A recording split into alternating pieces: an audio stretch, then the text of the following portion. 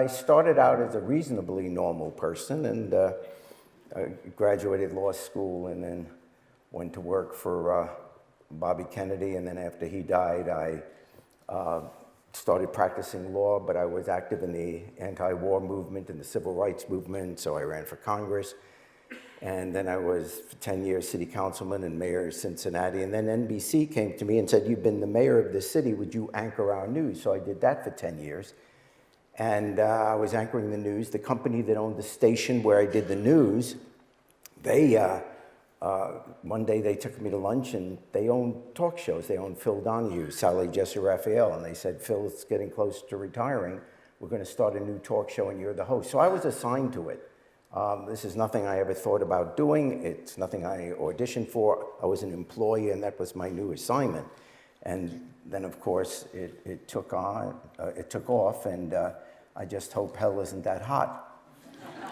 I'm very light complected. I burn easily.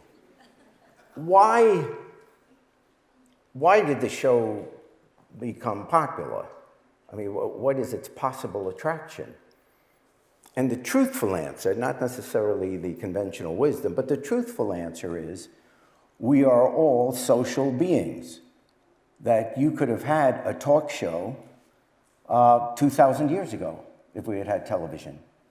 People have always been talking about what their neighbors are doing, what's going on in their own lives. It used to be you would gather in the town square, in the marketplace, and you talk about what was going on in the next village or what your neighbors were doing, and you'd gossip about that, and you'd be amazed about that.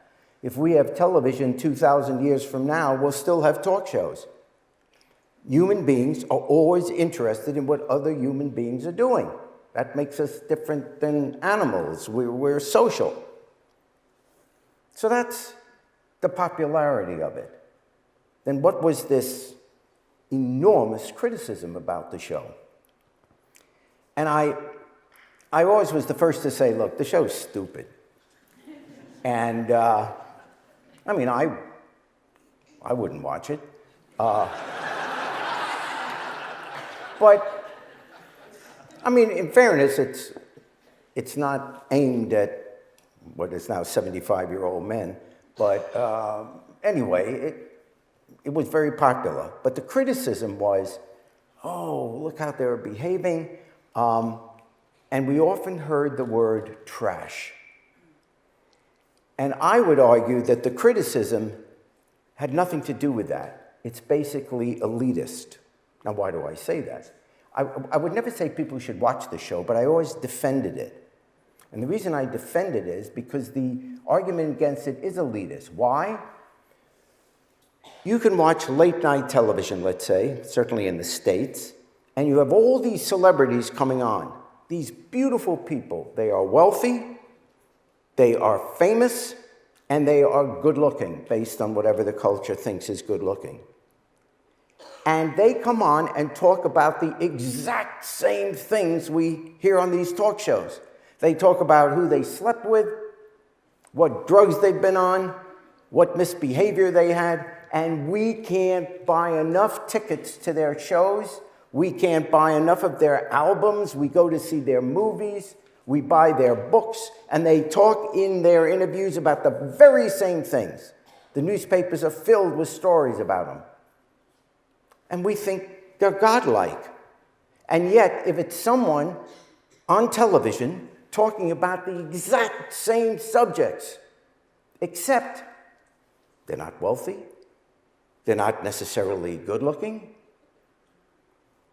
they don't speak the Queen's English, and we call them trash. Think about it. That is elitist. The argument when our shows started coming on the air wasn't that, oh my gosh, I didn't know behavior like this existed. It was that we weren't used to seeing anyone on television unless they were upper middle class white. Now, most of what I say has to do with America, but I know enough about British television to say that it's somewhat similar over here as well. You turn on the television and basically everyone speaks the exact same way. There's nothing wrong with being upper middle class white, but it's not the only element of a society. It is not the full picture of our community. And by the way, we're all alike. I'll say it again. We're all alike. Some of us just dress better. Some of us had better luck in the gene pool of parents. Some of us were lucky enough to be born with a wonderful brain or a better brain, and we were able to go to school and get an education. That's the only difference. 99% of what we are, we had nothing to do with. People that say, well, I made it on my own, why can't those people? You had nothing to do with it. Maybe 1%. Not one person in this audience had anything to do with the decision to be born. We didn't have anything to do with the decision to whom we'd be born, with what kind of health, with what kind of brain, in what country, in what era. Life is a gift. And if we would recognize that, we would get rid of our prejudices. We would get rid of our elitism. We would get rid of this notion that we're better than these people. And this rant that I'm on really applies to what's going on in America now. It's frightening. We are replacing the Statue of Liberty with a wall. What the hell is that about? We go around the world bragging, we're an exceptional society. We're America, the land of the free. Give me you're tired, you're hungry, you're poor. And now we start to have people at the head of the government start to say, well, you can come to our country, but you got to be smart, or you got to have some resources. You got to be wealthy. You got to be able to stand on your own 2 feet. How many people died in camps around the world during World War II because we wouldn't let people in? You know, it's shameful. When people get upset with Trump, that's why they're upset.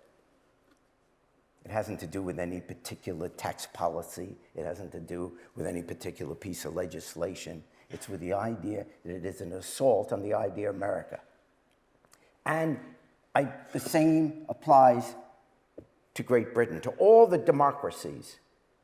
We get so crazy about our tribalism. Let's keep these people out. Don't put those people on television. Make sure before they get to say their piece on television, we make sure they're not fragile. That's a fair point, but we should do that just as human beings, not because there's a legislation on it. We're talking about the television industry here this week for the last 3 days. But isn't it interesting, all the issues we talk about with television, we ignore with newspapers. For example, one of the criticisms of the shows, these talk shows, is how could, the person's fragile or whatever may have a bad response to what's going on. Well, if we apply that to newspapers, is that the new rule? From now on, you may not write an article about a person without first getting their permission, making sure their marriage won't be hurt, making sure their career won't be hurt, making sure they won't be humiliated? Is that the standard? There's no higher morality saying, well, no, with newspapers, you can go do what you want, you can destroy lives, whatever. But in television, nope. You got to have them go through a test before they're allowed to be on television. You know how many weird, crazy people that are celebrities we put on television? Whoever says, no, you can't go on, you're embarrassing yourself. Whoever said to Trump, you can't have The Apprentice because you're crazy. I wish someone did.